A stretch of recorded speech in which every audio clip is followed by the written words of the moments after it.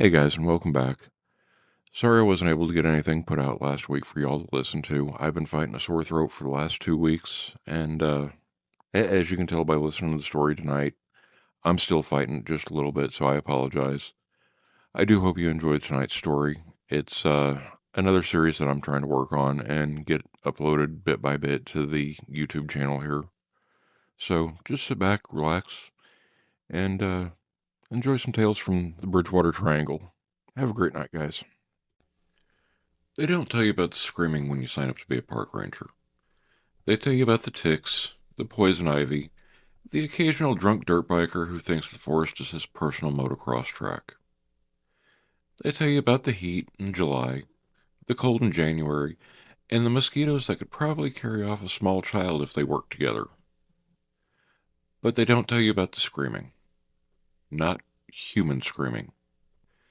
That's the important distinction. Human screaming, you can do something about. You can call it in, you can run towards it, you can pretend you're the kind of person who saves the day. But the screaming I'm talking about, it comes from the trees, from the dark, from the places where the map stops being useful. And it started for me on a Tuesday. Tuesdays are statistically the least interesting day in the forest. That's not an official statistic, that's just me, a guy who's worked here long enough to notice patterns. Mondays, you get the weekend stragglers. Fridays, you get the early campers. Saturdays and Sundays, you get the full circus. But Tuesdays are quiet, where they used to be. I was in the ranger station nursing a coffee that tasted like burnt regret when dispatch crackled through on the radio. Mercer, you copy? I thumbed the mic. Yeah, I'm here. What's up? Got a report of, screaming? Near the old fire road by the ledge? I groaned. Animal or human? Caller wasn't sure. They never are. Dispatcher hesitated, said it sounded wrong? I waited for elaboration. None came. All right, I sighed. I'll check it out. I grabbed my pack, my flashlight, the tranquilizer rifle we keep for the occasional injured deer or overly friendly coyote. I don't like carrying guns, even non lethal ones, but the forest has a way of reminding you that you're not the apex predator out here. Not even close. The Freetown Ledge is one of those places locals talk about in hushed tones. Granite cliffs, deep water, a history of suicides and strange sightings. It's beautiful in the way a knife is beautiful. Sharp, cold, and dangerous if you're not paying attention. The old fire road leading to it is barely a road anymore. More like a suggestion of one. The forest has been trying to reclaim it for years, and honestly, I think it's winning. As I walk, the trees closed in overhead, blotting out the late afternoon sun. The air got cooler, still. Too still. That's when I heard it. A scream. Not loud, not close, but stretched thin, like it had been pulled through a long tunnel, high pitched, wet. Wrong? I froze. Animals scream, foxes especially. They can sound like a woman being murdered, but it wasn't a fox. I've heard foxes. I've heard coyotes, bobcats, and even the occasional fisher cat. This wasn't any of those. This sounded like something trying to imitate a human scream, and not quite getting it right. I radioed in. Dispatch, I've got audio confirmation from the report. I'm continuing towards the ledge. Copy, Mercer. Keep us updated. I kept walking. The scream came again, closer this time, and then silence. The fire road opened onto a small clearing about 50 yards from the ledge. I'd been here 100 times. It's where teenagers come to drink, spray paint things they think are profound. Usually stuff like live fast, die young, Jessica sucks. But today the clearing was empty. except for the tracks. I'm not a tracker by trade, but you spend enough time in the woods, you learn to read the ground. These tracks were fresh, deep, barefoot, human-shaped, but wrong. The toes were too long, the arch too high, the gait too uneven. Like whoever made them didn't understand how legs were supposed to work. I crouched down studying them. That's when I noticed the smell. Rot, wet earth, copper, something like old meat left in the sun. I stood up slowly. Hello, I called out. Because apparently I enjoy making poor life choices. No answer. But I felt watched. Not the normal, there's a deer in the brush kind of watch. This was different. This was the kind of watch that makes your skin crawl and your brain whisper, run. I turned in a slow circle, scanning the tree line. Nothing. Then the scream came again, right behind me. I spun, rifle raised. Still nothing. But the tracks. The tracks had changed. There were more of them now, leading deeper into the woods, leading away from the ledge, leading towards the heart of the forest. I should have called it in. I should have waited for backup. I should have done literally anything other than what I did. But I'm a ranger, and rangers follow tracks. So I followed. The forest got darker the deeper I went. The canopy thickened. The air grew heavy, like I was walking underwater. My flashlight beam cut through the gloom, but it felt swallowed, like the darkness was eating the light. The tracks led me to a narrow ravine, one of the many that spiderwebs through the forest. Locals call them devil cuts? I never liked the name. The smell was stronger here. I stepped carefully, scanning the ground. That was when I saw it. A tuft of hair, pale, almost white, caught on a branch. I reached out to touch it. It was warm. And something moved behind me. I turned. Nothing. But the forest had gone dead silent. No birds, no insects, no wind. Just my breathing. And then a whisper. Not words, not language. Just a sound. A rasp. A scrape. Like something dragging its nails across stone. I raised the rifle. Show yourself, I said, trying to sound braver than I felt. The whisper came again, closer, above me. I tilted the flashlight upward, and that's when I saw it. It was clinging to the underside of a branch like a spider. Long limbs, too long. Skin the color of old bone. Eyes like wet glass, reflective, empty, hungry. Its mouth hung open, a slit too wide for its face, and its fingers. God, its fingers. Long, curved, sharp, rake-like. It stared at me. I stared back. For a moment, neither of us moved. Then it dropped. Not onto me, in front of me, landing in a crouch, limbs splayed at impossible angles. It was thin, but not weak. Every part of it looked built for speed, for silence, for killing. It tilted its head at me, like it was studying a bug. Then it opened its mouth wider and screamed. The sound hit me like a physical force. I stumbled back, ears ringing, the rifle slipped from my hands. The creature lunged. I dove sideways, rolling down the ravine. Rocks tore at my arms. My flashlight flew from my grip, clattering somewhere below. I hit the bottom hard. Above me, the creature peered over the edge. Head cocked, fingers twitching. Then it crawled down the ravine wall. Fast. Too fast. Like gravity didn't apply to it. I scrambled backwards, searching for the rifle, the flashlight, anything.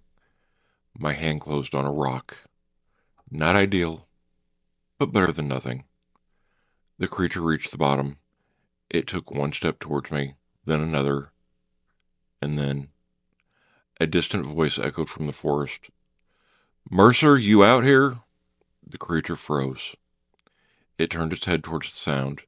Then it looked back at me and smiled. Not a human smile. Not even close. Just a stretching of skin and widened that awful slit of a mouth.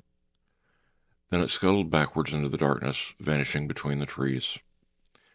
I sat there shaking until the other ranger, Collins, found me. He asked what happened. I told him I slipped. Because what else am I supposed to say?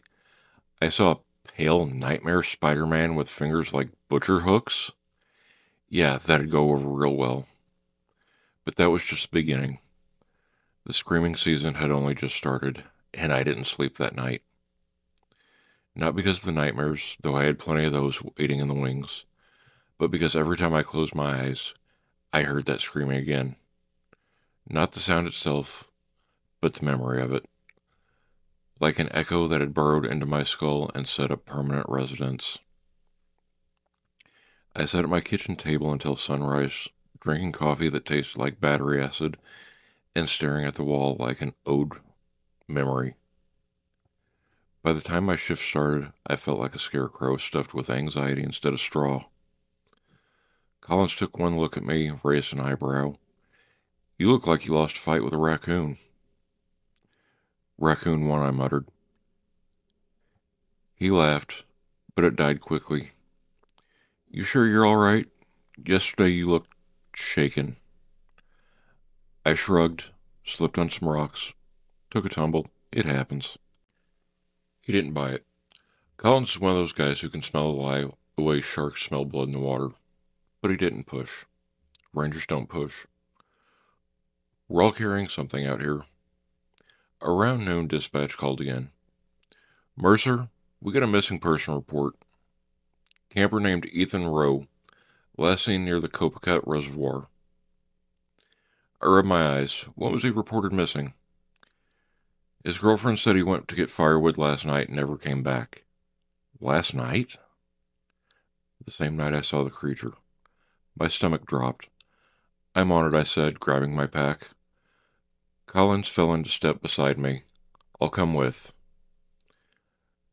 I didn't argue. I didn't want to be alone in the woods again. Not after what I saw. Not after the way it moved. We drove out to the reservoir. A quiet, glassy stretch of water surrounded the dense forest. Beautiful during the day, a nightmare after dark. The girlfriend, Mia. She was pacing near the campsite, eyes red from crying. He wouldn't just leave, she said. He's not like that. I nodded. We'll find him. I didn't say alive. I didn't want to lie more than I already had. We started searching the tree line. Collins found the first set of tracks. Barefoot, he said, frowning. Who hikes barefoot out here? I swallowed hard. Someone who shouldn't. The tracks were the same shape as the ones I saw yesterday. Too long, too narrow, too wrong. They led deeper into the forest. Of course they did. We followed.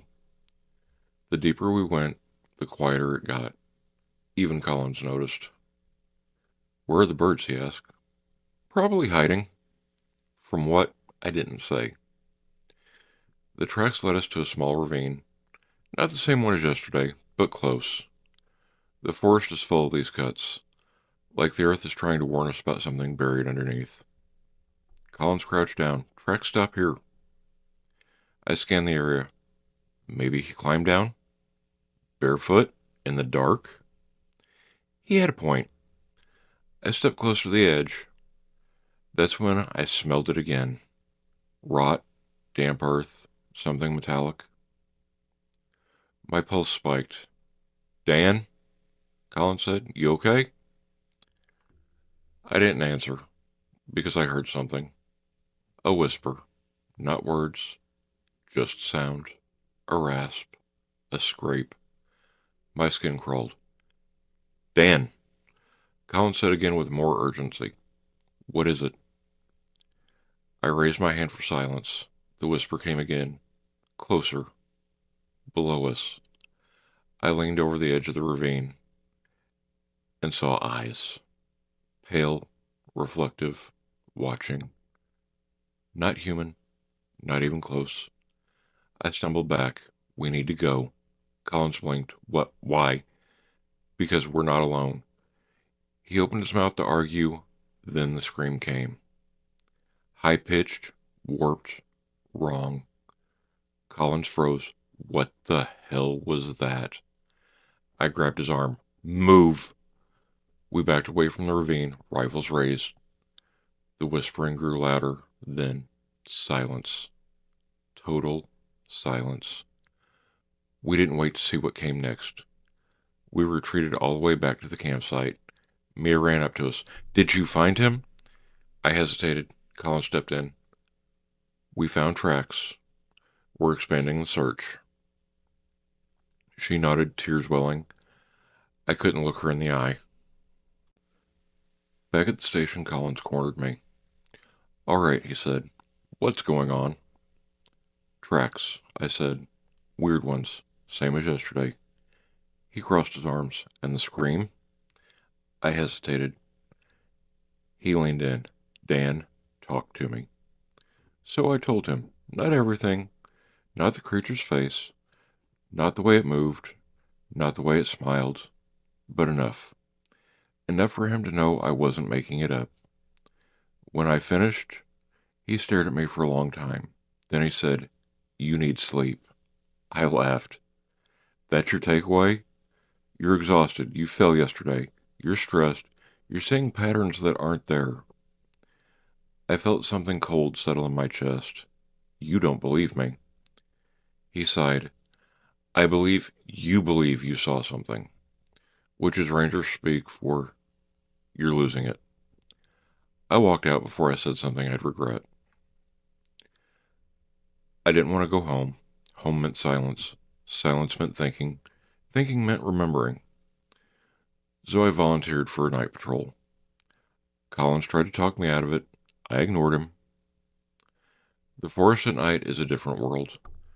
The trees feel taller, the shadows feel thicker, the air feels heavier. I drove slowly along the dirt road, spotlight sweeping the tree line. Nothing. Then movement. Something darted across the road. Too fast, too pale. I slammed the brakes.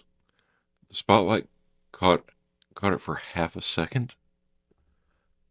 Long limbs, white skin, eyes that reflected like an animal's. Then it was gone. My heart hammered. I grabbed the radio. Dispatch, I've got... A scream cut me off. Not far, not human.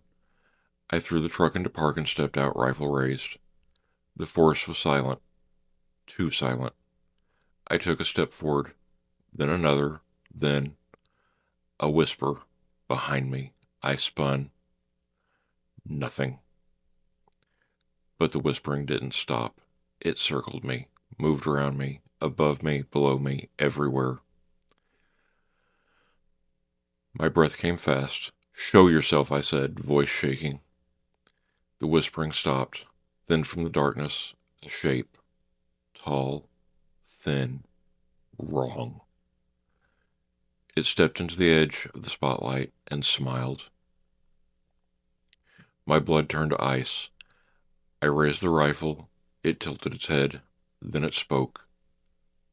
Not words, just a sound. A mimicry. A broken imitation of a human voice. Dan. I fired. The creature vanished into the trees. The whispering followed. I ran back to the truck and locked the doors. I didn't breathe until I was back in the station. Collins was waiting. He took one look at me and said, What happened? I opened my mouth, closed it, because I knew what he'd say. I knew what they'd all say.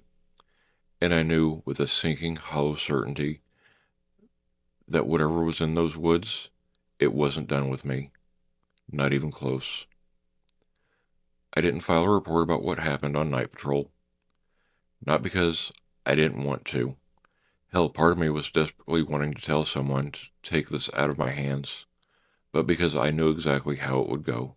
I'd write it up, Collins would read it, he'd raise an eyebrow, he'd call the supervisor would call HR, HR would call a wellness check, and the next thing I know, I'm on mandatory leave with a pamphlet about stress management and a recommendation for try journaling. So instead, I sat in the break room staring at the vending machine like it held the answer to the universe. Collins walked in, grabbed a soda, and leaned against the counter. You're going to tell me what happened last night? Nope. He cracked the can open. You're shaking. Cold. I lied. It's 72 degrees. Cold on the inside. He snorted. You're a mess. Thanks. He hesitated. Look, if something is going on out there, we should know. We should be prepared. I looked at him. Really looked. He wasn't mocking me. He wasn't dismissing me. He was worried. But worried isn't the same as believing, and I needed someone who believed. Around noon, I drove to the Freetown Historical Society. Not because I'm a history buff. I'm not. But because the forest has a long memory. And sometimes the old stories know things the new ones don't. The woman at the front desk was about 90 years old and looked like she'd been carved from driftwood. Can I help you? She asked. Not looking up from a crossword. I'm a ranger, I said. I'm looking for information on strange sightings in the forest. She didn't blink. Which kind? That threw me. Humanoid? She nodded like that was the most normal thing in the world. Back room, cabinet labeled folklore. Don't touch the box with the red string. I blinked. Why not? She finally looked up. Her eyes were pale and sharp. Because people who open it don't sleep right afterwards. I decided I didn't need to know more.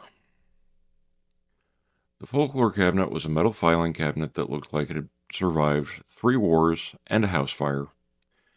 Inside were newspaper clippings, handwritten notes, and photocopies of photocopies. I flipped through them. Most were the unusual Bridgewater Triangle stuff, UFO sightings, Bigfoot claims, phantom lights, cult rumors. Then I found a folder labeled Pale One. My stomach tightened. Inside were accounts dating back to the 1800s. Descriptions varies, but the themes were the same. Long limbs, pale skin, eyes that reflect like an animal's, a scream that isn't a scream, a mimicry human voices, seen near ravines, ledges, and water sources. One handwritten note caught my eye. It watches from the trees. It learns your voice. It waits until you're alone. I closed the folder. The room suddenly felt colder. I should have gone home. I should have taken a nap, eaten something, maybe watched a sitcom to remind myself the world isn't entirely made of nightmares. Instead, I went back to the forest. Why? Because I'm an idiot. Or maybe because I needed to know. Needed proof. Needed something I could point to and say, see, I'm not losing it. The sun was setting when I reached the trailhead. The sky was orange and purple, the kind of sunset that makes you think everything might be okay. It wasn't. The deeper I walked, the quieter it got. By the time I reached the old fire road, the silence was suffocating. I stopped, listened. Nothing. Then a whisper. Behind me. I turned slowly. Nothing. Then another whisper. To my left, then my right, then above. The forest was breathing around me. I raised my flashlight. The beam cut through the darkness and landed on something pale. A hand. Long fingers curled around a tree trunk. Slowly the creature leaned out from behind the tree. Its eyes reflected the light. Its mouth opened, and it spoke. Not a scream, not a rasp. Spoke. Dan. My blood froze. It was my name, in my voice. I stumbled back. Stay away. It tilted its head. Then it repeated perfectly. Stay away. My voice again, mocking, learning. I raised the rifle. It didn't move. It just stared. Then it smiled. A slow, skin-stretching smile that made my stomach twist. Then it stepped backward into the darkness and vanished. No sound, no movement, just gone. I stood there shaking, rifle trembling in my hands. Then I heard footsteps. Human footsteps. I spun around. Collins emerged from the tree, flashlight raised. Dan, what the hell are you doing out here? I lowered the rifle. I saw it. Saw what? The thing, the pale thing. It spoke. He frowned. Spoke in my voice. He stared at me like I had grown a second head. Dan, you need sleep. I laughed.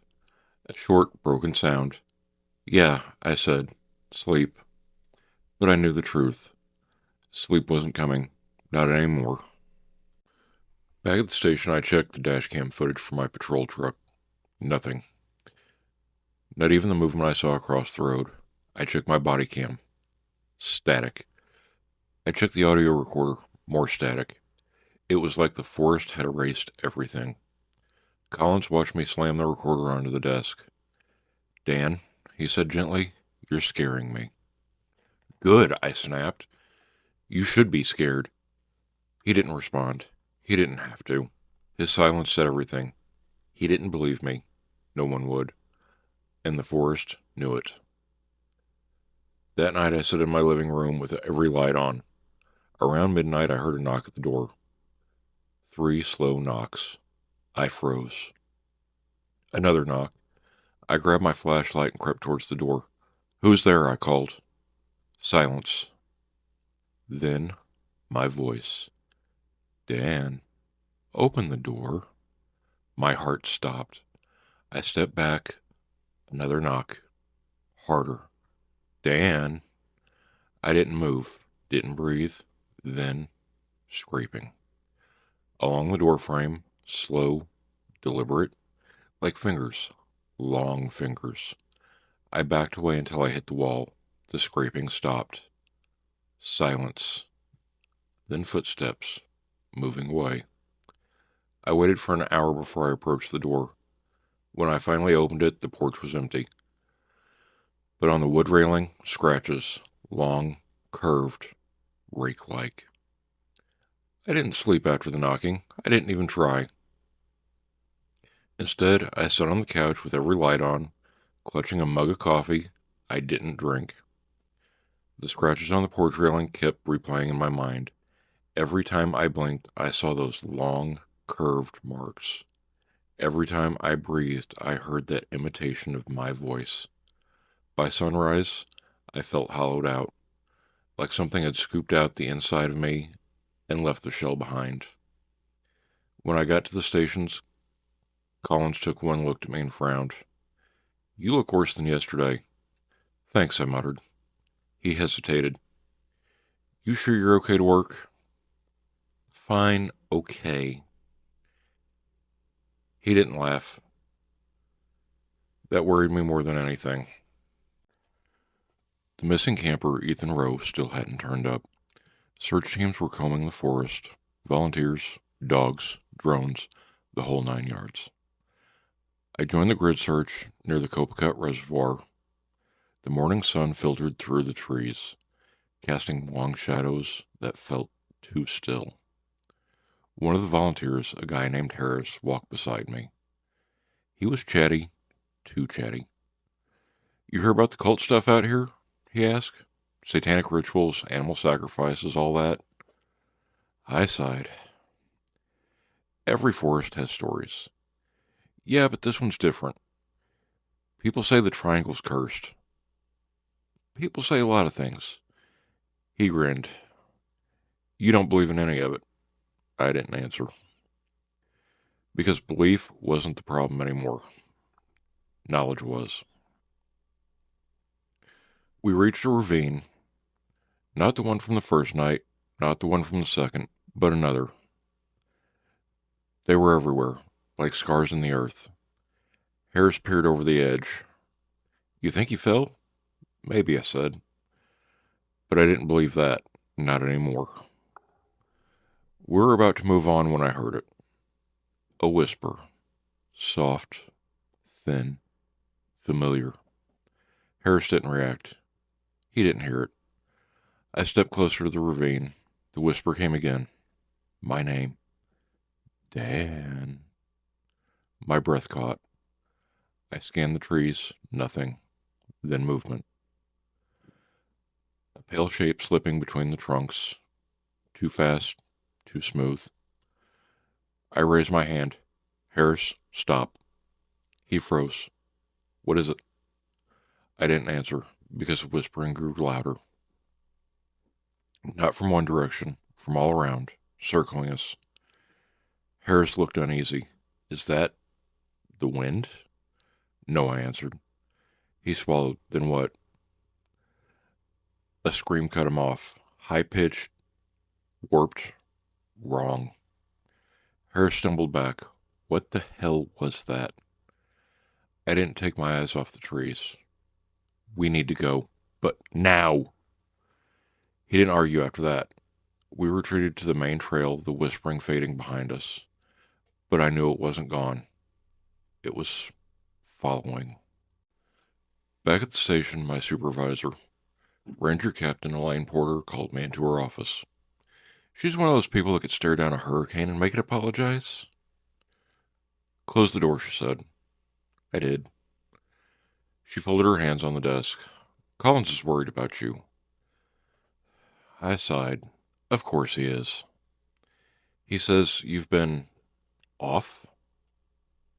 Define off. Jumpy, distracted, not sleeping, talking about things in the woods. I rubbed my face. There are things in the woods. She raised an eyebrow. Dan? I'm serious. She leaned back. Look, I know this job gets to people. I've seen good rangers burn out. I don't want that to happen to you. I'm not burning out. Then what's happening? I hesitated. If I told her the truth, she'd think I was losing it. If I lied, I'd be alone with this thing. So I split the difference. There's something out there, I said quietly. Something not normal? She didn't laugh. She didn't scoff. She just studied me. Describe it. I opened my mouth, closed it, because how do you describe something that feels like it crawled out of a nightmare? Tall, I said, finally. Pale, moves wrong, mimics voices. Her expression didn't change, but something in her eyes did. A flicker, recognition. You've heard the stories, I said. She didn't answer, which was answer enough. After my shift, I drove to the edge of the forest where an old ranger named Tom Hensley lived. He'd retired 20 years ago, but people still talked about him like he was part of the forest itself. He answered the door wearing a flannel and a look that said he didn't trust visitors. Dan Mercer, he said. I know your face. You're one of Porter's boys. Used to be, I muttered. He snorted. What do you want? I need to ask you about something you saw in the forest. His expression tightened. I didn't see anything.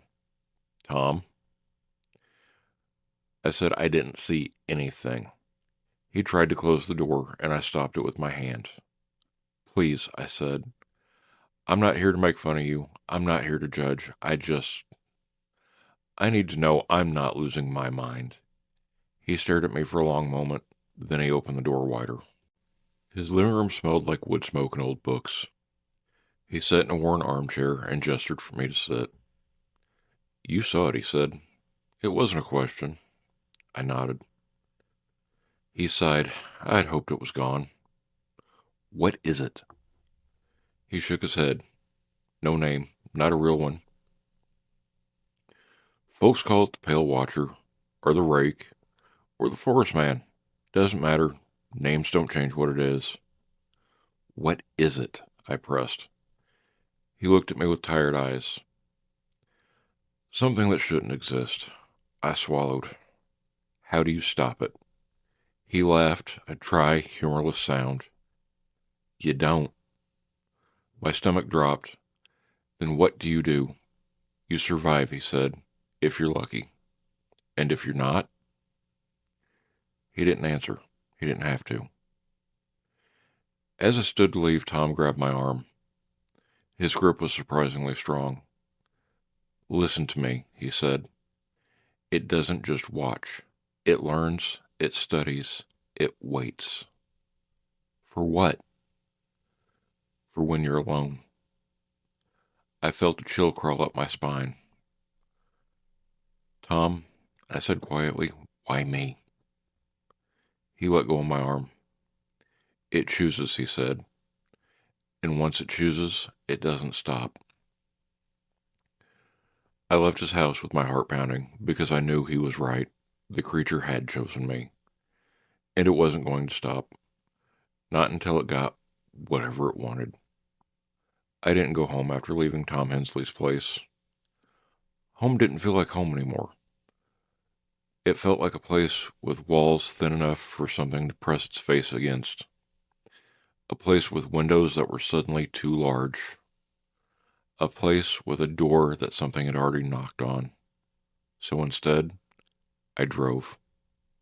No destination, no plan, just the road and the hum of the engine and the hope that motion might keep the fear from catching up.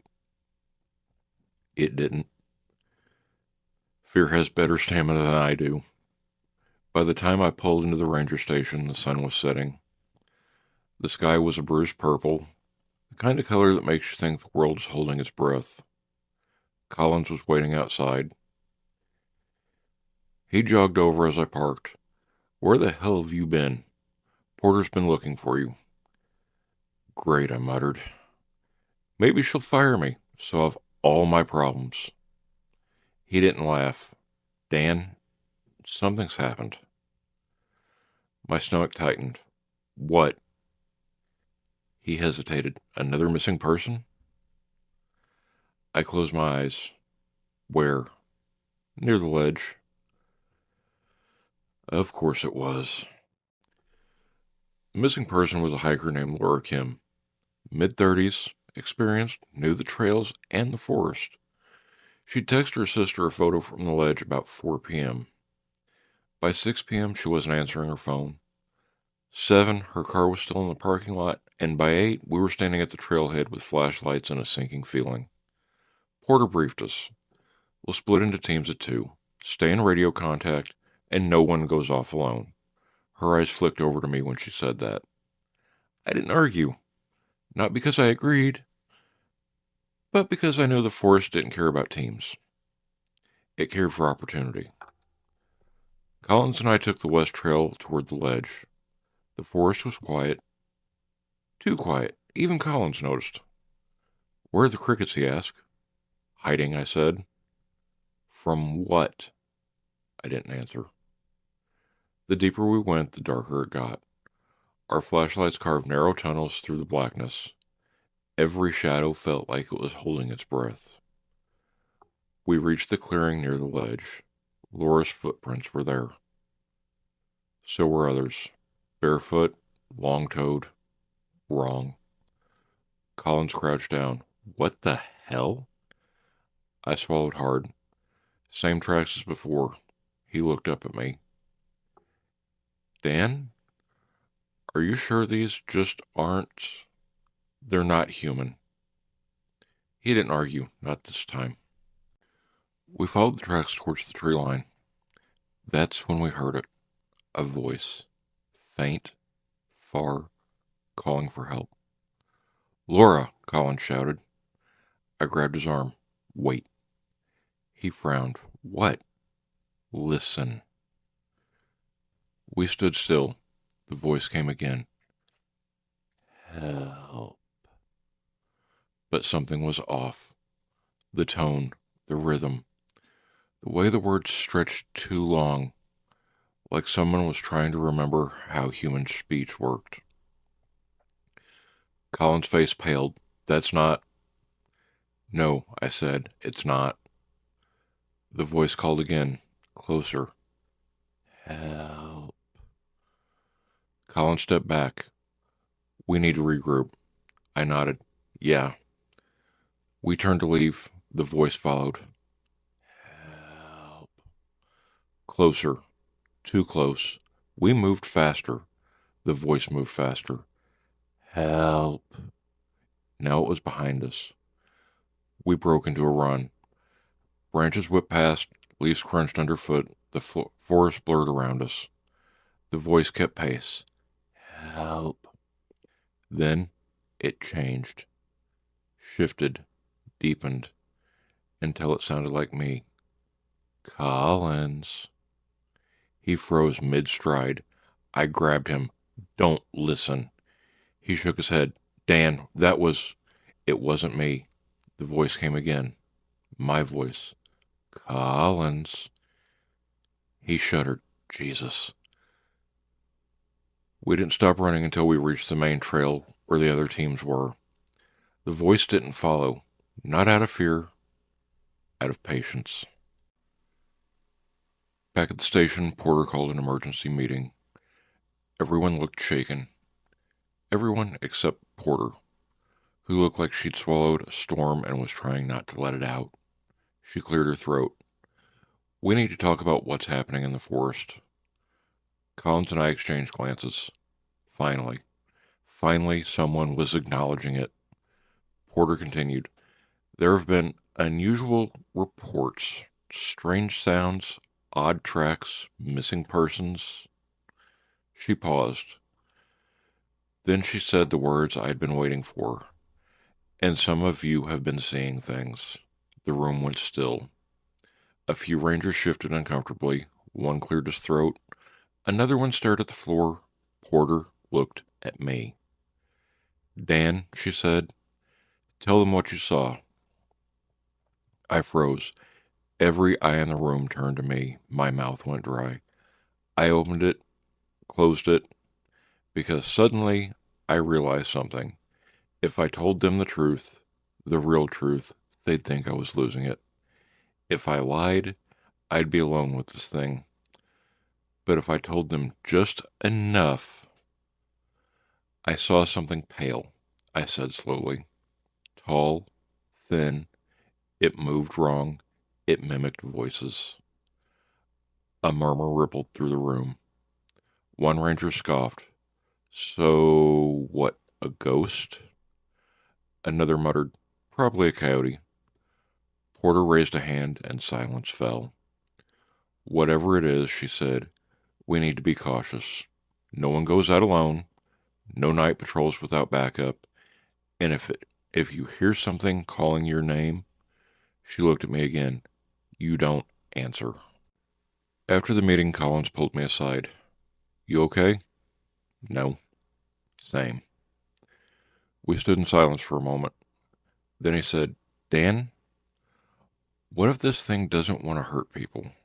I stared at him. "What do you think it wants?" He hesitated. Then he said something that chilled me more than anything the creature could have done. "I think it wants to be seen." I shook my head. "No, it wants something else." "What?" I swallowed. "It wants familiarity." He frowned. "Familiarity?" "It learns voices. It learns movements. It learns us." Colin's face went pale. "Why?" I looked toward the dark tree line outside the station window. Because the forest was watching. Because the creature was listening. because something ancient and hungry had taken an interest in me. I don't know, I said, but I did know. I just didn't want to say it. Not yet. Not out loud. Not where it could hear. I didn't go home that night. Home felt like a place with too many entry points and not enough exits. A place where something could stand outside and whisper my name until the walls remembered it. A place where sleep would be a negotiation I wasn't prepared to lose. So I stayed at the station. The others eventually went home, even Collins, even Porter. They all left with that same look, the one people get when they're trying to convince themselves that everything is fine, that the world is still the world, and that the forest is just a forest. I envied them. I sat at my desk with a cup of coffee that had long since gone cold. The fluorescent lights hummed overhead. The radio crackled occasionally with static. The building felt too quiet, like it was holding its breath. Around midnight, I heard steps in the hallway. Slow, heavy, deliberate. I stood up. "Collins," I called. No answer. The footsteps stopped outside the door, and I swallowed hard. "Porter?" Silence. Then a knock. 3 slow knocks. My skin crawled. I took a step back. Another knock. Then a voice. My voice. "Dan." I felt my heart stutter. The voice came again, softer this time. "Let me in." I backed up until I hit the filing cabinet. The doorknob rattled. Once, twice, then stopped. Silence. I waited 5 seconds. 10. A minute. Nothing. I exhaled shakily, then the radio crackled. "Dan." My voice. I stared at the radio like it had grown teeth. The voice came again. "Dan, come outside." I reached out and turned off the radio. The silence that followed felt like it held its breath. I knew what it wanted. It wanted me outside. It wanted me alone, and it wanted me in the dark. And I knew with a sinking, inevitable certainty that if I didn't face it, it would keep coming. To my house, to the station, to the people around me. It had chosen me. And it wasn't going to stop. So I grabbed my flashlight, my jacket, and the tranquilizer rifle. Then I stepped outside. The night air was cold, still. Too still. The forest loomed at the edge of the parking lot, a wall of blackness that felt alive. I walked towards it.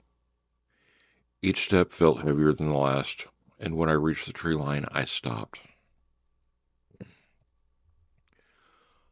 "All right," I said quietly, "I'm here." The forest didn't answer. Not at first. Then a whisper. Soft. Close. "Dan." I raised the flashlight. The beam cut through the darkness and landed on something pale. A hand. Long fingers curled around the tree trunk. Slowly the creature leaned out from behind the tree. Its eyes reflected the light, and its mouth opened. It spoke. "Dan." My voice perfectly mimicked. I swallowed hard. "What do you want?" It tilted its head, then took a step forward. Its limbs moved wrong. Too smooth, too fluid. Like it was imitating the idea of walking rather than the act itself. I raised the rifle. "Stop." It didn't. It took another step, then another. I backed up. It followed. I fired the tranquilizer dart, and the dart hit. The creature staggered, and then it straightened. And then it pulled the dart out, slowly, deliberately, never breaking eye contact. My stomach dropped. Okay, I whispered. That's bad. The creature took another step, and then another. I turned and ran. The forest blurred around me, branches whipped past, roots threatened to trip me. My breath came in ragged gasps. Behind me, I heard it. Not footsteps, something worse. A scraping and skittering, like nails dragging across bark. I didn't look back. I knew what I'd see. I burst into a clearing and stumbled to a stop. The ledge. Of course. The forest had led me here. Behind me, the scraping grew louder, closer. I turned slowly. The creature stepped into the clearing. Its pale skin glowed faintly in the moonlight. Its limbs hung at odd angles. Its eyes reflected like glass. Its mouth. It opened its mouth and spoke. Dan. My voice. Then Colin's voice. Dan. Wait. Then Porter's voice. Don't go alone. Then Mia's voice. Please find him. Then Tom Hensley's voice. It chooses. Then my voice again. Help.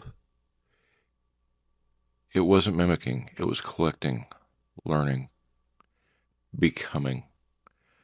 I raised the rifle again, even though I knew it wouldn't help. The creature tilted its head and lunged.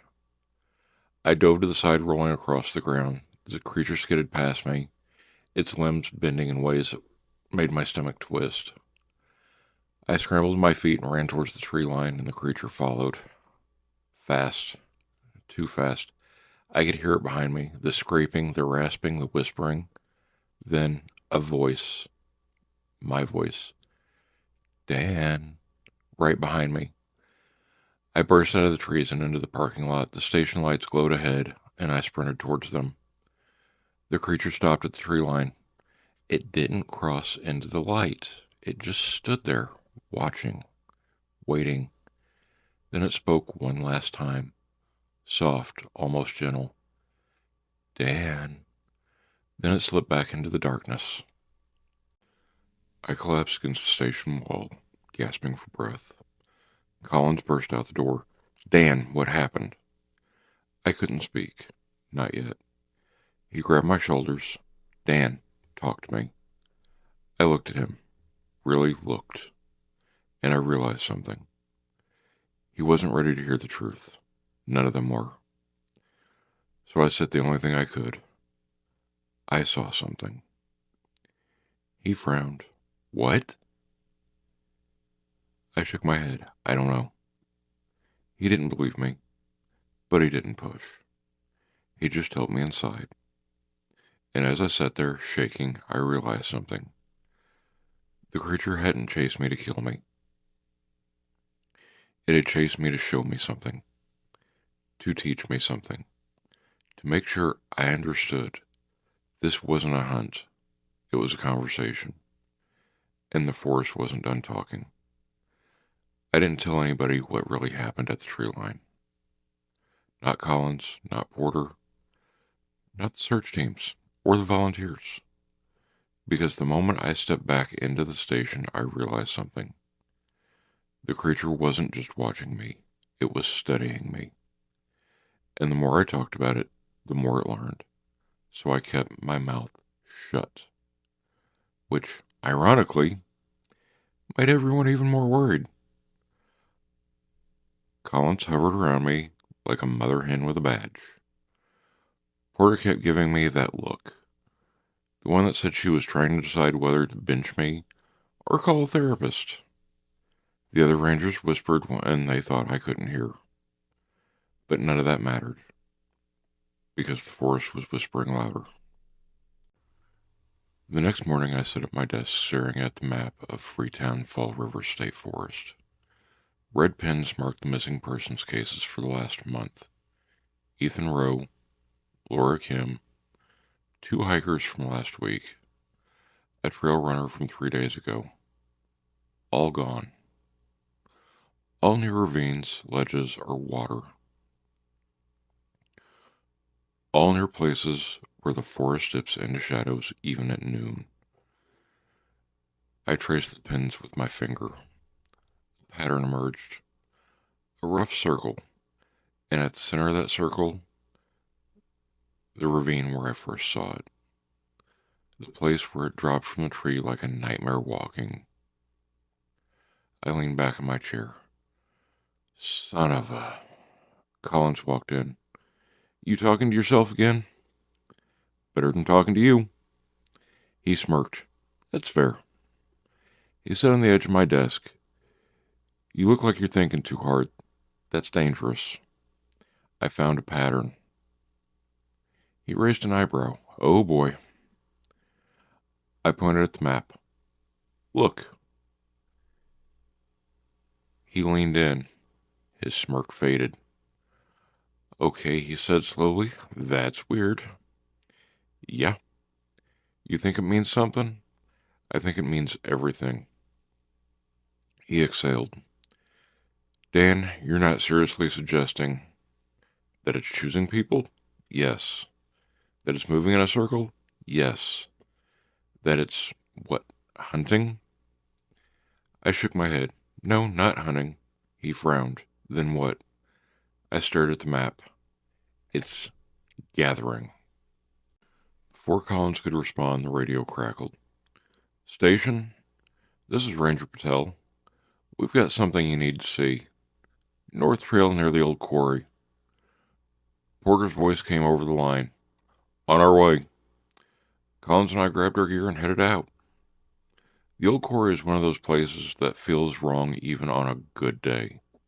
Too quiet, too still. Like the forest is still holding its breath. When we arrived, Patel was standing near the tree line, pale, wide-eyed. What is it? Porter asked. Patel pointed. At first, I didn't see it. Then I did. Footprints. Barefoot, long-toed, wrong. But this time, there were dozens. They were leading in a spiral, a perfect spiral, right into the center of the clearing. Collins whispered, What the hell? Porter crouched down. These aren't human. Patel swallowed. There's more. He led us to the edge of the clearing. There, carved in the tree, were scratches, long and curved, but arranged deliberately, not random. A symbol. A circle with lines radiating outward like a sun, or an eye, or something watching. Porter stood slowly. Everyone back to the station. Now! Back at the station, Porter shut the door to her office and motioned for me and Collins to sit. She paced behind her desk, jaw tight. All right, she said. Talk. I hesitated. About what? About whatever the hell is happening in my forest. I glanced at Collins. He nodded. So I told her. Not everything. Not the knocking, not the voice on the radio, not the way it mimicked the people I cared about, but enough. Enough for her to understand that this wasn't a coyote, or a bear, or a lost hiker. When I finished, she sat down heavily. Tom Hensley warned me about this, she said quietly. My breath caught. He told you? Not directly, but he left notes, reports he never filed, drawings, descriptions. She looked at me. They match what you saw. Collins exhaled shakily. So what do we do? Porter rubbed her temples. We contain the area, we increase patrols, we warn the public. I shook my head. It won't matter. She glared at me. Why not? Because it's not random. It's not wondering. It's not confused. I pointed at the map. It's moving with purpose. Porter frowned. Purpose? I nodded. It's circling something. Collins swallowed. What? I looked at the center of the pattern. The ravine. The place where it first revealed itself to me. Me, I said quietly. Porter stared at me. So did Collins. And the room felt too small. Too bright. Too exposed. Finally, Porter said, Dan, that's not... And the radio crackled. Station, this is Ranger Patel. Static. Then a voice. My voice. Dan. Porter froze. Colin's face went white, and the radio crackled again. Dan, come outside. I turned it off. The silence that followed was suffocating. Porter stood. Everyone stays inside. No one goes out alone. No one answers the radio unless you hear a call sign. Collins nodded quickly. I didn't move. Because I knew something they didn't. The creature wasn't trying to lure me out. It was trying to tell me something. It was telling me it was close. We stayed in the station until nightfall. Porter locked the doors. Collins checked the windows. Patel sat with his back to the wall, hands shaking. I stood at the window, staring into the tree line. The forest was dark, still, and waiting. Collins walked over. You okay? No. Same. We stood in silence. Then, movement. A pale shape between the trees. Collins stiffened. Dan? I see it. The shape stepped closer. Just enough for the moonlight to catch its skin. Then it stopped. Watching. Waiting. Porter joined us at the window. Her breath caught. Oh my God.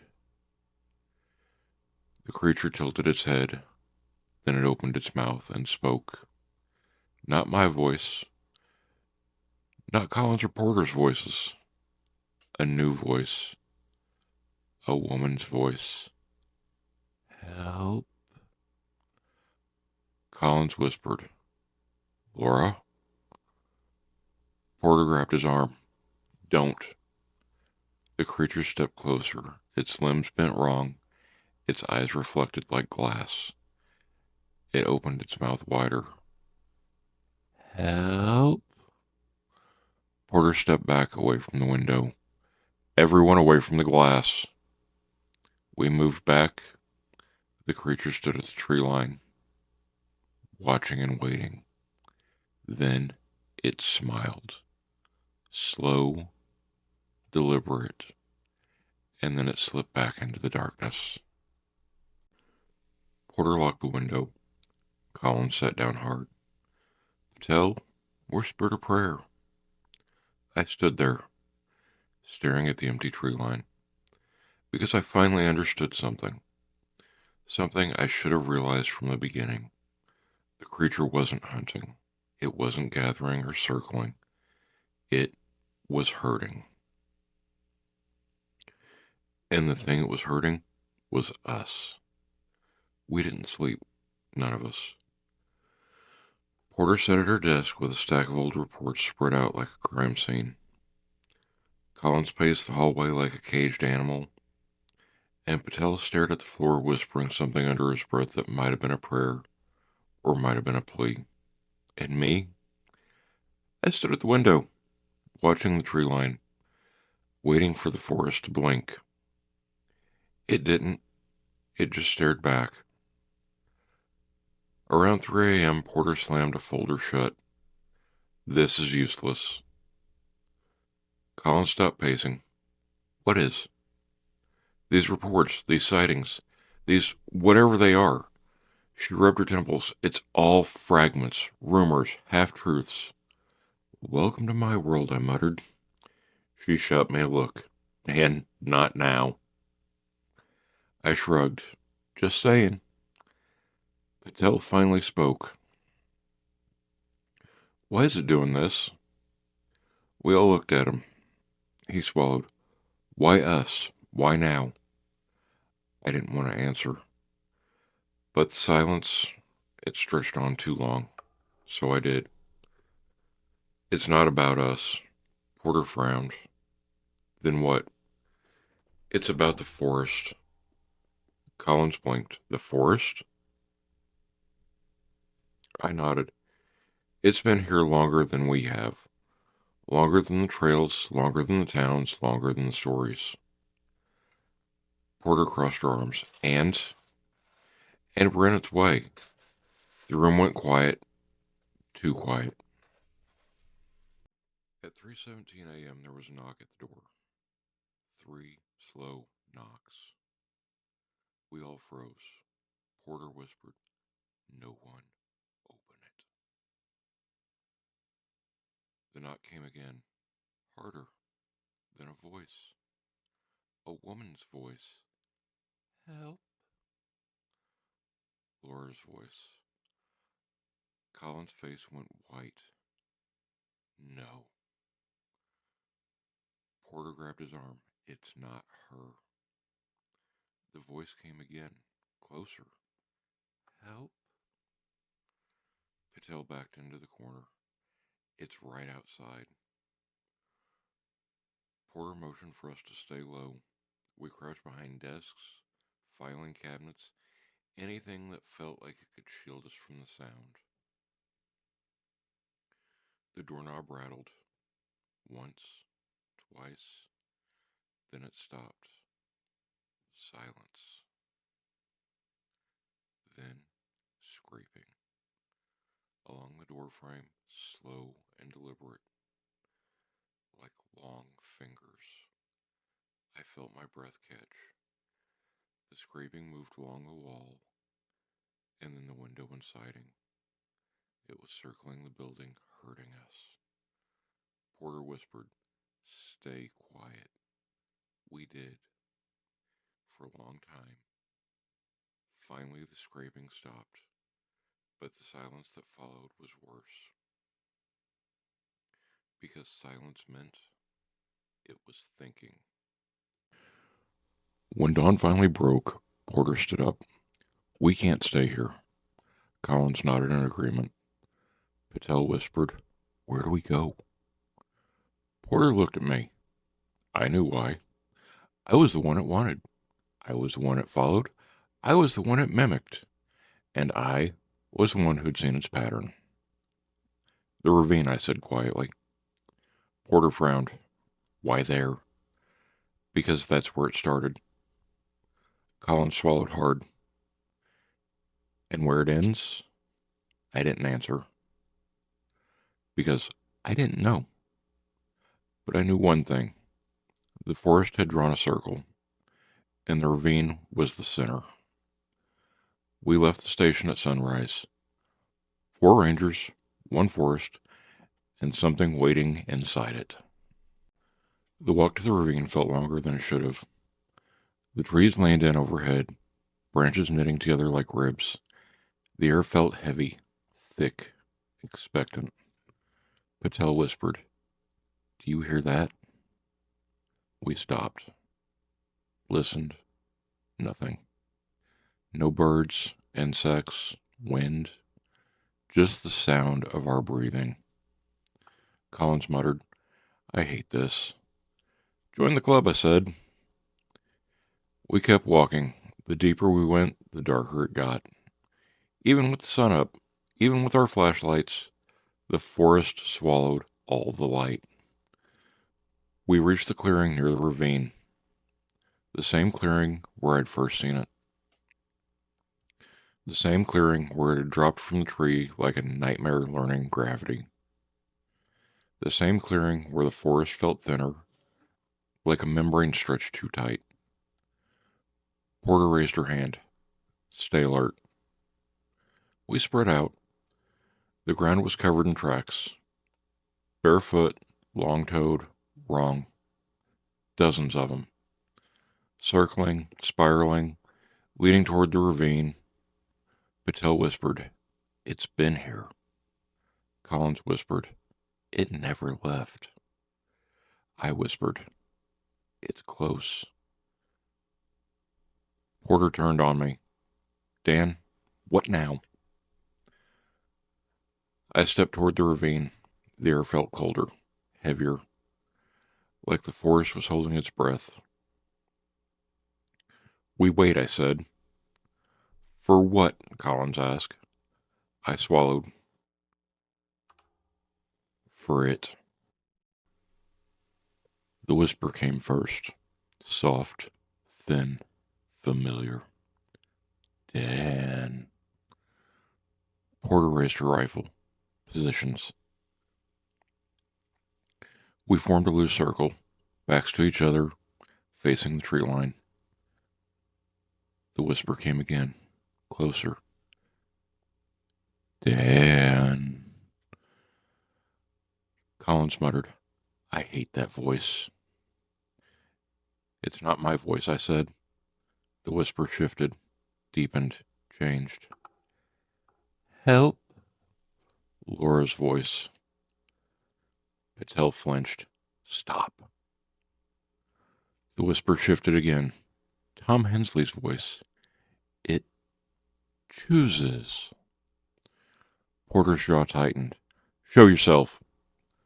The forest answered. A pale shape stepped from behind a tree. Tall, thin, its limbs too long, eyes reflective, skin like old bone. It stepped into the clearing, then another shape stepped out, then another, then another. 4, 5, 6, all pale, wrong, and watching. Collins whispered, "There's more than one." Porter whispered, "Dan, what did you bring us into?" I didn't answer, because I finally understood something. Something the forest had been trying to tell me. Something the creature had been showing me. The spiral wasn't a hunting pattern. It wasn't a territory or a trap.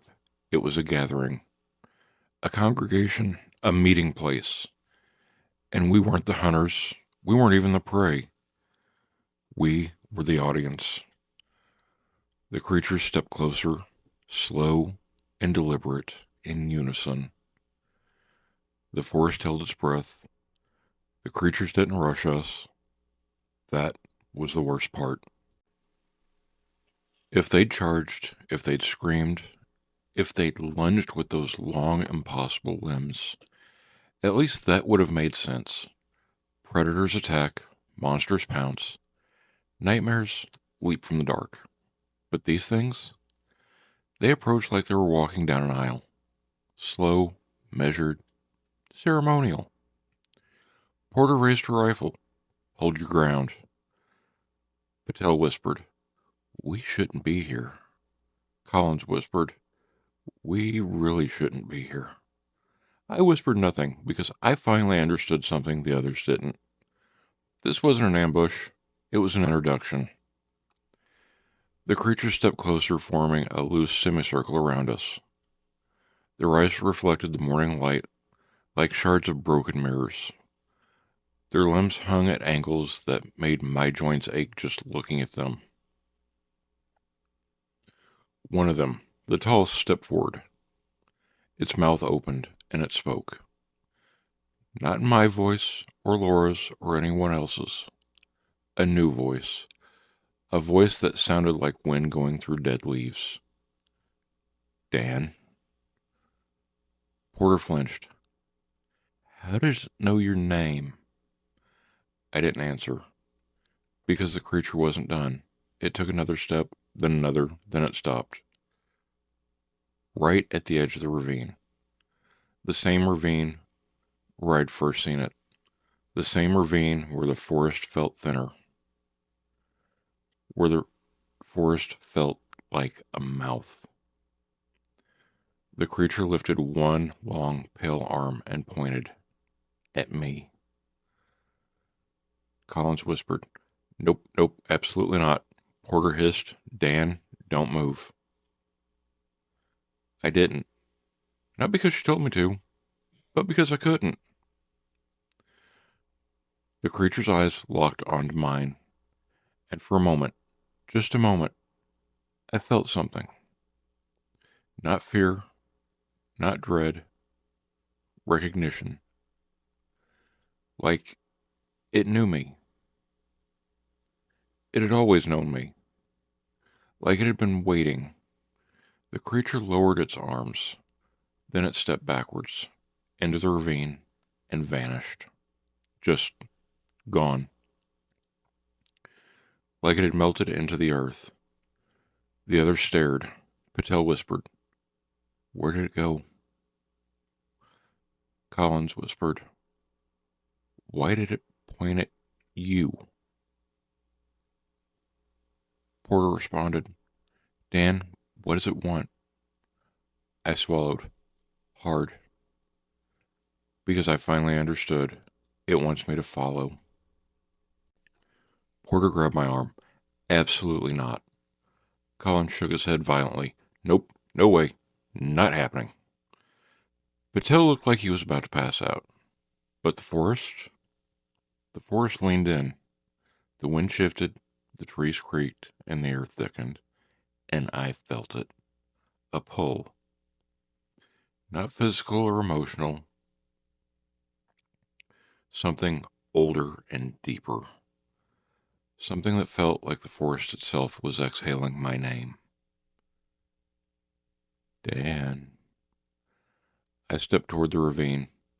Porter yanked me back. "Don't you dare." I met her eyes, and for the first time since this started, I saw fear in hers. Real fear. Not for herself, but for me. "Dan," she said quietly, "if you go down there, you won't come back." I didn't answer, because I didn't know if she was right, or if she was wrong, or which one scared me more. The ground trembled, just slightly,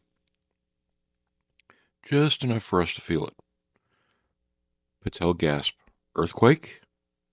"No," I said, because it wasn't the earth shaking, it was the forest. Reacting, responding, calling. The other creatures, the ones that had formed the semicircle, stepped backward into the trees, one by one. Silent and smooth, they vanished like smoke, until only the ravine remained, open and waiting. Porter tightened her grip on my arm. "We're leaving now." Collins nodded vigorously. "Yes, please. Let's go. I'll carry him if I have to." Patel whispered, "We shouldn't turn our backs." But we did. We backed away, slowly, carefully. Eyes on the ravine, the trees, on the places where the forest felt too still. When we reached the trail, Porter finally exhaled. "Move," she said. "Fast." We did. We didn't stop until the station was in sight. We didn't speak until the door was locked behind us. And we didn't breathe until the forest was on the other side of the glass. Porter turned to me. "Dan," she said quietly, "why did it choose you?" I didn't answer. Because I didn't know. Not really. But I had a theory. A terrible one. One that had been growing in the back of my mind since the first scream. Since that first whisper. Since the first time that thing had said my name. I looked out the window. The forest stood there, silent and still, watching. "I think," I said slowly, "it chose me because I saw it." Collins frowned. Plenty of people seen weird things out there. Not like this. Patel swallowed. Then why you? I turned away from the window. Because the truth was simple, and awful, and undeniable. Because I looked back. Porter didn't like my answer. Not because she thought I was wrong, but because she thought I might be right. She paced the station like a storm trapped in a small room. Colin stood at the table, tapping his foot so fast that it sounded like a woodpecker on caffeine. Patel stared at the map like he was trying to will the pins to rearrange themselves into something less terrifying. And me? I stood at the window, watching the tree line, waiting for the forest to blink. It didn't. It just stared back. Porter finally stopped pacing. Dan, sit. I didn't. She sighed. Fine, stand, whatever. Just listen. I turned from the window. She looked tired. Not physically. She could hike 10 miles uphill without breaking a sweat. But mentally and spiritually, it was like the forest had reached inside of her and taken something she didn't realize she needed. Whatever this thing is, she said, it's escalating. No kidding, Collins muttered. Porter shot him a look. That shut him up. She continued. It's not just watching anymore. It's approaching, mimicking, and communicating. Patel whispered, gathering. Porter nodded. Yes, gathering. She looked at me. And you think you're the center of it? I didn't answer. I didn't need to. And she already knew. Dan, she said quietly, if that's true, what does it want from you? I swallowed hard. I think, I said slowly, it wants me to understand something. Collins frowned. Understand what? I looked at the forest. The rules? The forest has rules. Every ranger knows that. Don't leave food out. Don't wander off the trail. Don't hike alone at night. Don't ignore the weather. And don't underestimate the terrain. But those weren't rules. These rules, the ones they want me to understand, were older, deeper. Rules the forest didn't write. Rules it obeyed. And the creature, it wasn't breaking them. It was enforcing them. I turned back to the others. It's not hunting us, I said. It's warning us. Collins blinked. Warning us about what? I hesitated, because the truth was simple, awful, and undeniable. About something worse. Before anyone could respond, the lights flickered. Once, twice, and then went out. The station plunged into darkness. Patel gasped. No. Porter grabbed her flashlight. Everyone stay calm. Collins whispered, this is bad. This is very bad. I didn't move. Because I heard something. Not outside. Inside. A whisper. Soft and close. Dan. Porter swung her flashlight toward the hallway. Nothing. But the whisper came again. Dan. Collins raised his rifle. Where is it? I shook my head. It's not here. Patel whispered. Then, where? The radio crackled. Static. Then a voice. My voice. Dan. Porter stepped back. Turn it off. I didn't. Because the voice changed. Shifted. Deepened. Until it wasn't my voice anymore. It was the voice I didn't recognize. a voice that sounded like the forest itself had learned to speak. Come. The radio went dead. The lights flickered back on, and the station felt smaller, tighter, like the walls were leaning in. Porter looked at me. Dan, she said quietly, what did that mean? I swallowed. It means the warning is over. Colin shook his head. No, absolutely not. We're not going back out there. Porter didn't argue, which scared me more than anything, because Porter always argues. Always. She looked at the map, at the ravine, at the circle of missing persons, at the spiral of tracks, the symbol carved into the tree. Then she looked at me. You think it wants you to go back? I nodded. And you think you have to? I nodded again. Colin stood. Dan, buddy, friend, pal. No. You do not have to do anything. You can sit right here. You can drink coffee. You can file paperwork. It won't stop, I said quietly. He froze. It won't stop until I go. Patel whispered, why you? I looked at the forest. Because the truth was simple, awful, and undeniable. Because I'm the only one who looked back.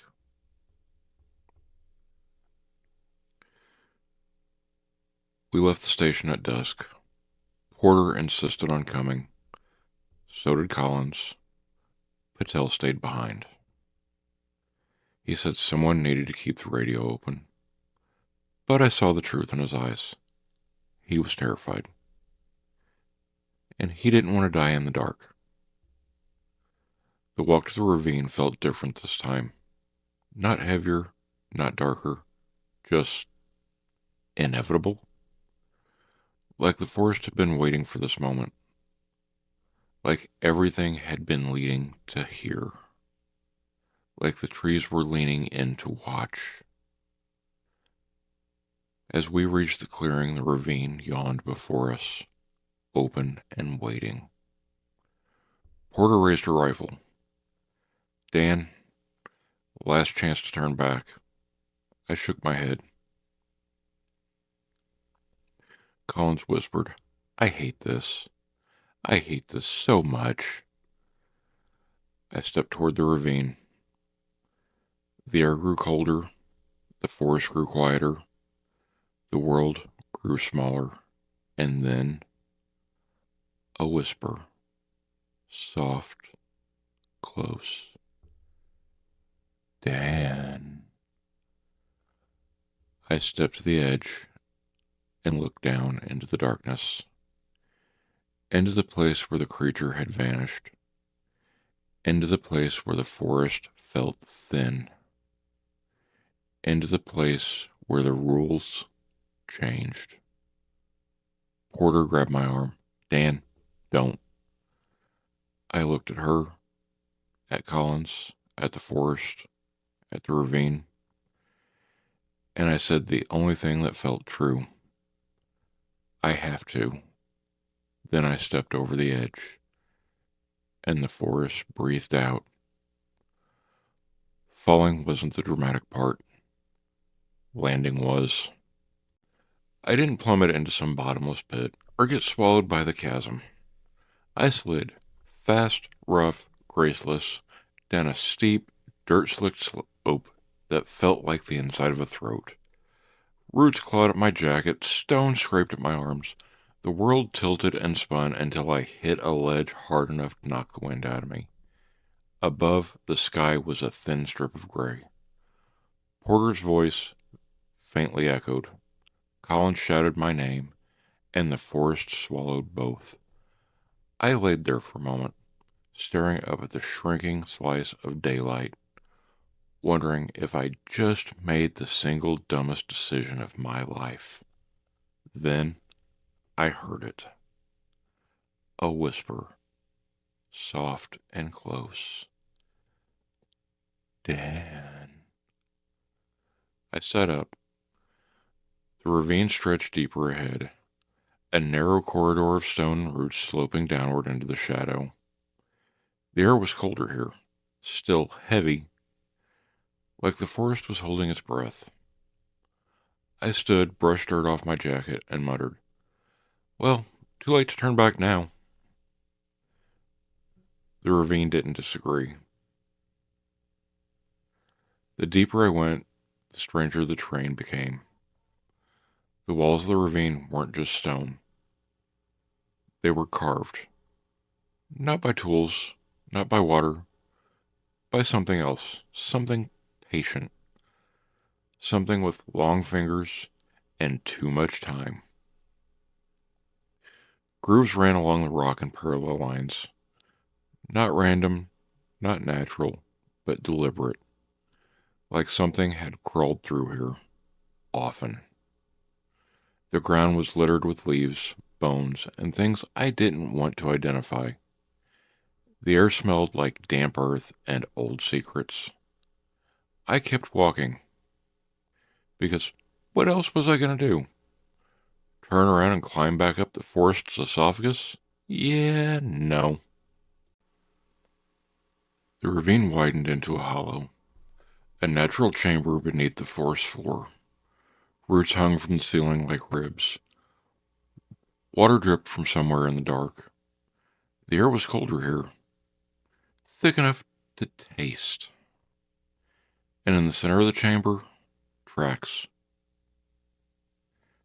Barefoot, long-toed, and wrong.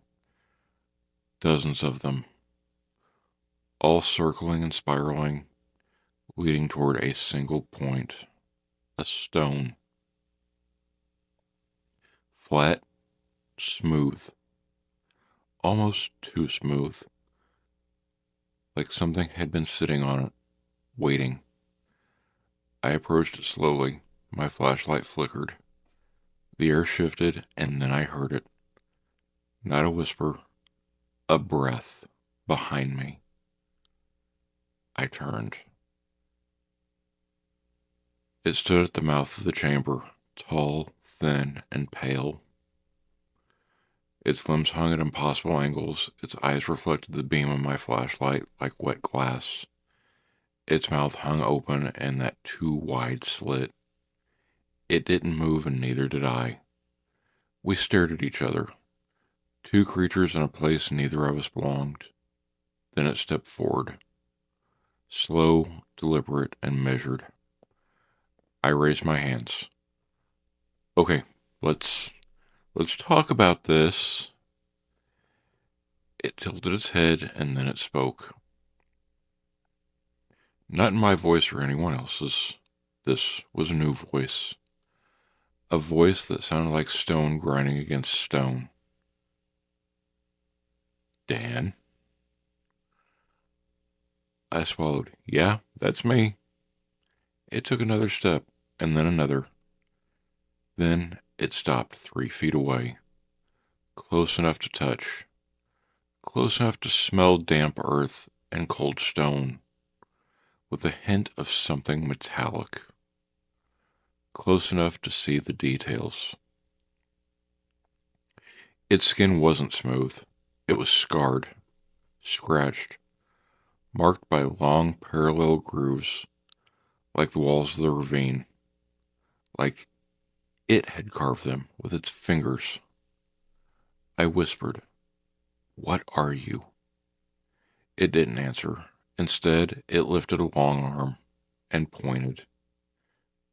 It pointed at the stone in the center of the chamber, the stone where the tracks spiraled, the stone where something had been waiting.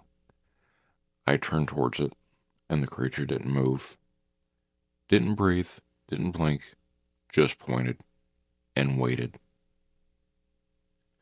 I approached the stone slowly. My flashlight flickered again. The air grew colder. and the chamber felt smaller. The stone was smooth, too smooth, like it had been polished by centuries of touch. Symbols were carved into it, circles, lines, spirals. The same symbol we'd seen carved into the trees, same symbol from the tracks, and from the pattern on the map. A circle with lines radiating outwards, like a sun or an eye, or something watching. I reached out, my fingers brushed the stone, and the chamber changed. Not a hallucination, not a dream, a memory. Not mine, the forest. I saw trees older than the town, older than the people, older than the stories. I saw shadows moving between them, pale shapes with long limbs and reflective eyes. Not hunting, not stalking, watching, guarding. I saw people, early settlers, wandering into the forest, cutting trees, digging earth, breaking rules they didn't understand. I saw the pale creatures watching them, learning, mimicking, warning. I saw the settlers ignoring the warnings. I saw the forest react, not with violence, with boundaries, rules, circles, spirals, with patterns meant to keep people out of places they weren't meant to go. Places like this, places beneath the forest where the earth was thin and where something older slept. Something the pale creatures guarded, something they didn't want disturbed, and they didn't want me to find. The vision faded, the chamber returned, and the creature stood behind me, watching and waiting. I finally understood. The creature wasn't the threat. It was the warning. The forest wasn't hunting. It was protecting something. Something beneath the ravine. Something old and dangerous that should never wake. I turned to the creature. "You're not trying to hurt me," I whispered. "You're trying to keep me away." It tilted its head slowly and deliberately, like a nod. I exhaled shakily. "Okay," I said. "Okay, I get it." The creature stepped back. One step, then another. Then it melted into the shadows. It was gone, leaving me alone in the chamber with the stone and the truth, with the knowledge that the forest wasn't the enemy, but something beneath it might be. I climbed out of the ravine slowly, carefully. The forest didn't fight me, didn't whisper, didn't scrape, didn't breathe my name. It just watched. When I reached the top, Porter grabbed my arm. "Dan, are you—" "I'm fine," I said. Colin stared at me. "What happened down there?" I looked at the forest, the trees, the shadows, the places where the creature had vanished. And I said the only thing that felt true. "We are not alone out here." Porter swallowed. "We know that." I shook my head. "No, you don't." I looked at the ravine, at the forest, the place where the earth felt thin. "There's something under us." Collins blinked. "Under us?" I nodded. "And the creatures, they're not hunting us." Porter frowned. "Then what are they doing?" I looked at her, and at Collins, and then at the forest. "They're trying to keep us safe." Climbing out of the ravine should have felt like a victory. It didn't. It felt like surfacing from a dream where you weren't supposed to wake from. The kind where the air was too thin and the world feels slightly misaligned. Like someone nudged reality just a few inches to the left while you weren't looking. Porter grabbed my arm the second my boots hit solid ground. Dan, she said, breathless, what happened down there? Collins hovered behind her, eyes wide, hands shaking, just enough to notice. I looked at them, at the forest, the ravine, looked at everything, and I said the only thing that felt true. It wasn't trying to hurt us. Porter blinked. What? It was warning us. Warning us about what? I looked back at the ravine. At what's underneath. We didn't talk much on the way back. Porter walked ahead, jaw clenched, processing. Collins walked beside me, glancing at the trees like they might reach out and try to grab him. I walked in silence, feeling the forest shift around us. Not hostile, not welcoming, just aware. Like it knew I understood now. Like it was waiting to see what I'd do with that understanding. When we reached the station, Patel was pacing outside. He ran up the second he saw us. Did you find anything? Did you see it? Did it follow you? Porter raised a hand. Inside. All of us. We filed in, the door shut, the lock clicked, and the world felt smaller. Porter sat behind her desk, fingers steepled, eyes sharp. Dan, she said, tell us everything. So I did. Not the vision, that part was mine, and I wasn't ready to share it. But everything else, the chamber, the stone, the carvings, the tracks, the creature pointing, and the sense of warning, not malice. When I finished, the room was silent. Collins rubbed his face. So, what? They're like forest guardians? Patel whispered. Guarding what? I didn't answer. Porter leaned back. Dan, you realize how this sounds. Yeah. You realize what the department will say? Yeah. And you realize what this will do to your career. I looked at her, at Collins, at Patel,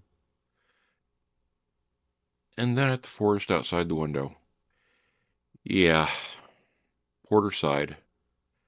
Dan, I can't file this. I nodded. I know. It's not that I don't believe you. I know. It's that no one else will. I nodded again.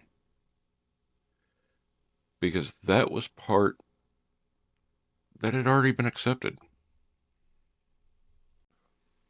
Porter typed up the report. A sanitized version. A version that wouldn't get her fired or me committed.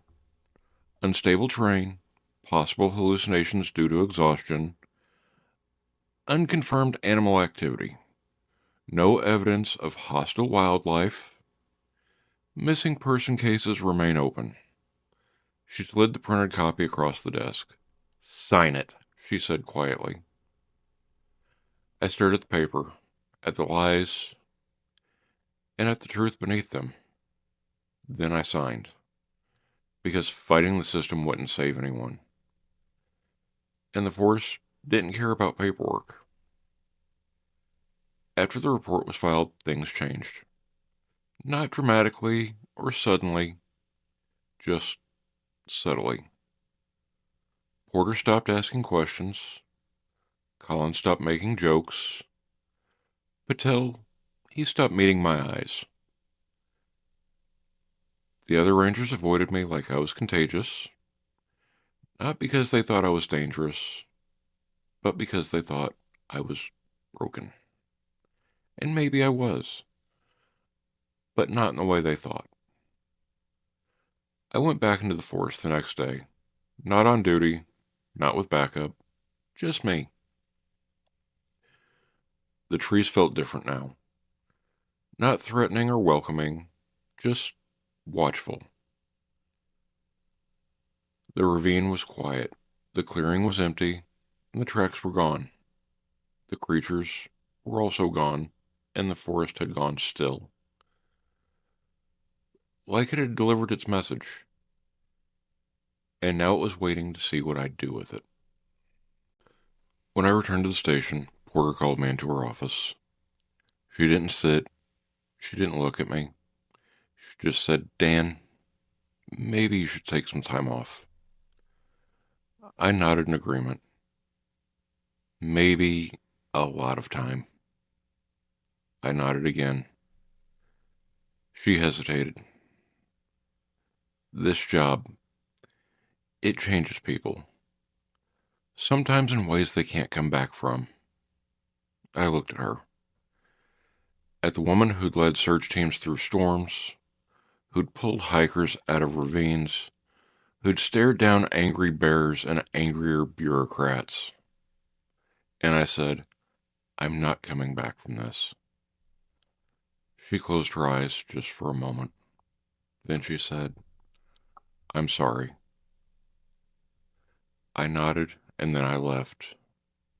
I packed up my locker, my uniform, my badge, my maps, my field notes.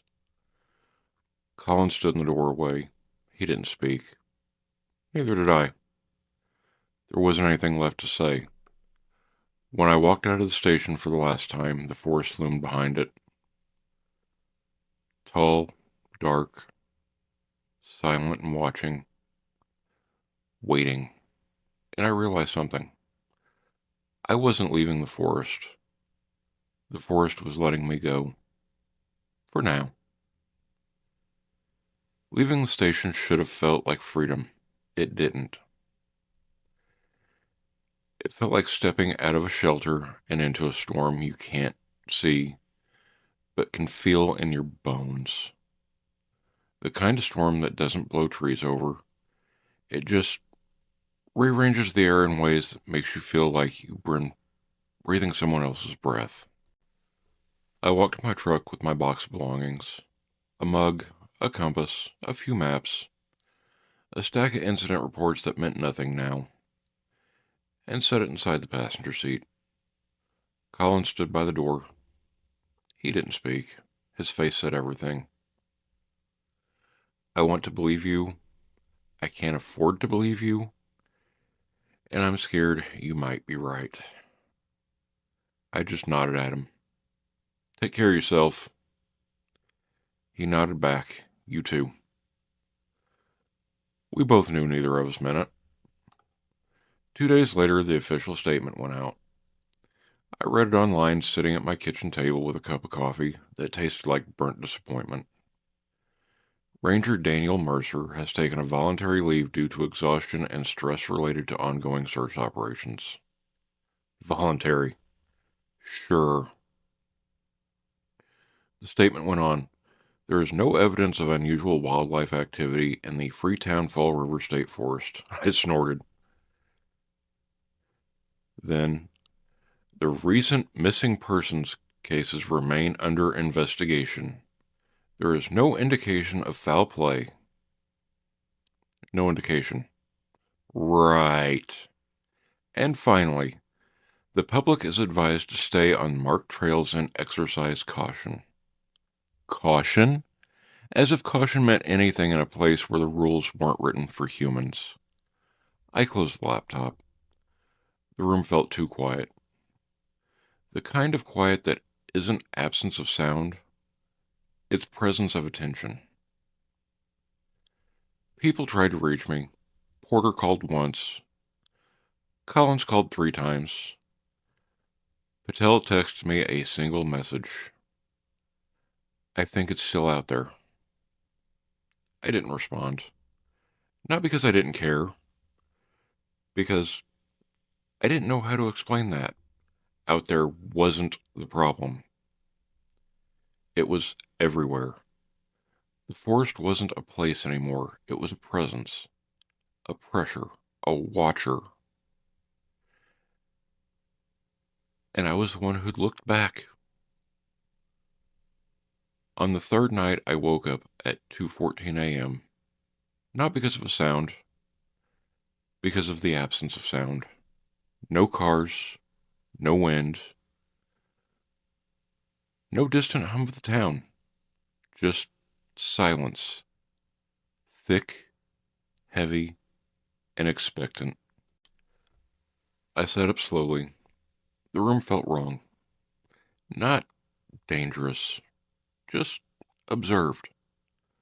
I walked to the window and looked out to the tree line behind my house. The forest stood there, still, dark, watching. I whispered, "I know you're there." The forest didn't answer, but the silence deepened, like a held breath, or a pause in a conversation, like it was waiting for me to continue. I closed the curtains, because I wasn't ready. Not yet. The next morning, a reporter knocked on my door. Young, eager, hungry for a story.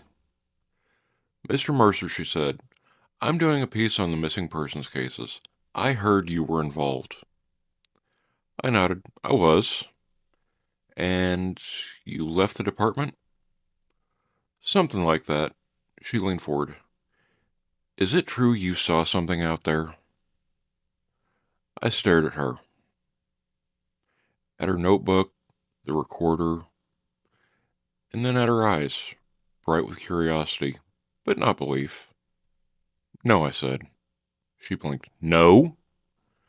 "No. But people say a lot of things." She hesitated. "So there's nothing unusual happening in the forest?" I looked past her, at the trees, at the shadows, at the place where the forest pressed against the edge of town, like a tide waiting to rise. "No," I said. "Nothing unusual." She left disappointed. I closed the door and locked it. Days passed, or maybe they didn't. Time felt strange, like it was elastic. Some mornings I woke up feeling like the forest was miles away. Other mornings it felt like it was pressed against the walls of my house, listening to my heartbeat. I stopped going into town, stopped answering calls, stopped pretending I could go back to normal. Because normal wasn't an option anymore. Not after what I'd seen, not after what I'd learned, and not after what the forest had shown me. On the seventh night, I found myself standing at the edge of the forest. I didn't remember driving there or getting out of my truck. Didn't remember walking through the underbrush until the trees opened around me like a mouth. I just arrived. The forest was silent, still and waiting. I whispered, "I'm here." A breeze stirred the leaves.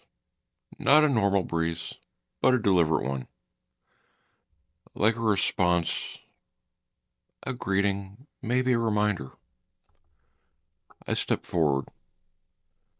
The forest didn't resist, didn't threaten, or whisper my name.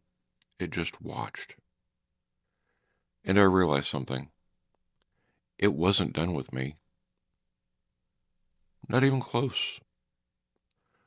I stood there for a long time. Long enough for the moon to shift, for the air to cool, and for the forest to breathe around me. And I understood something I hadn't before. The creatures weren't the danger. Neither was the forest. The danger was the truth. A truth that no one wanted and no one would believe.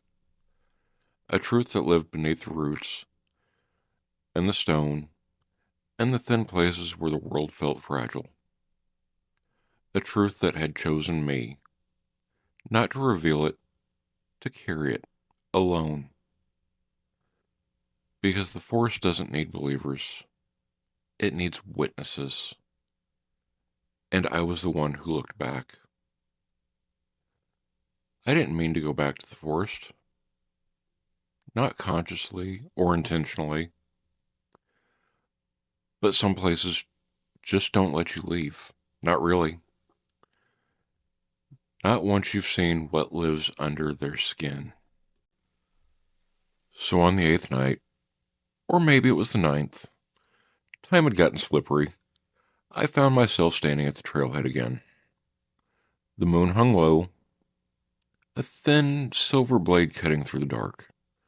The trees swayed gently, though there was no wind.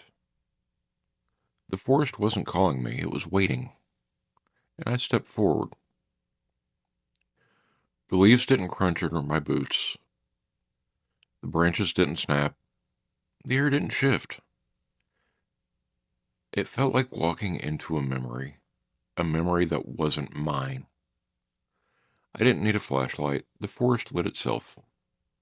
Not with light, with familiarity, with recognition, with the quiet acknowledgement that I was expected.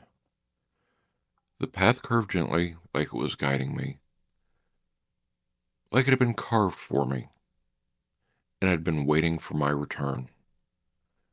I walked deeper. The silence wasn't oppressive anymore. It was companionable. A presence walking beside me. Not threatening or comforting, just there. I reached the clearing near the ravine. The same clearing where everything had started, where the creature had dropped from the tree, where the forest had first whispered my name. Tonight, the clearing was empty. No tracks, no creatures, no spirals or symbols. Just moonlight and trees. Just me. I stood there for a long time. And then a whisper. Soft. Close. Dan. I didn't jump or flinch. Didn't raise a weapon. I just turned slowly. It stood at the edge of the clearing. Tall, thin, pale. Its limbs hung at those familiar, impossible angles. Its eyes reflected the moonlight like two small mirrors. And its mouth hung open in that too wide slit. The creature didn't move or approach. It didn't mimic. It just watched, waiting. I took a step towards it. It didn't retreat or react. It just tilted its head. Slowly, deliberately. Like a greeting or an acknowledgement. Like closure. I whispered, I understand. The creature blinked once. Then it stepped backwards into the trees and into the darkness. Into the place where the forest swallowed shape, sound, and meaning. Gone. No whisper, no scrape, no breath. Just silence. I walked out of the forest without looking back. Not because I wasn't tempted. Because I didn't need to. The forest had said everything it needed to say. The warning had been delivered. The boundary had been drawn, and the truth had been shown. And I had survived. Not because I was brave or strong, but because I listened and I looked back. The next morning, I sat at a diner in Fall River, drinking coffee that tasted like burnt hope. A TV on the wall played some news segment about missing hikers. The anchor smiled politely.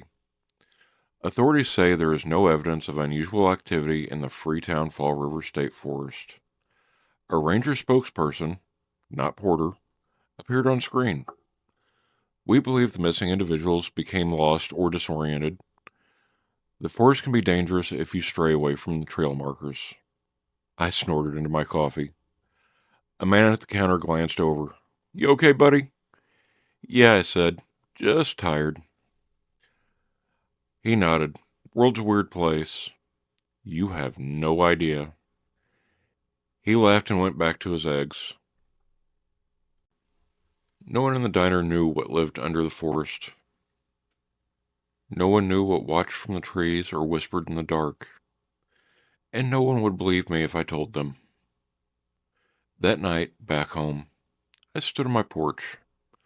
The forest loomed behind my house, tall, dark, and silent, watching. I whispered, I won't tell them. The forest didn't answer. It didn't need to. Because the truth, it wasn't mine to share. It was mine to carry. A burden, a warning, a secret, a whisper meant for one person. As I turned to go inside, the wind stirred the leaves. Not a normal wind, but a deliberate one. Familiar. A whisper, soft and close. Dan. I smiled. Because I wasn't afraid. Because I finally understood the forest keeps secrets. And now, so do I. If you enjoyed tonight's story, please remember to hit that like button or leave a comment. And if you want to hear more from this channel and more stories that we've got written, please remember to hit that subscribe button. It'd mean a lot to us. Thank you, and have a great night.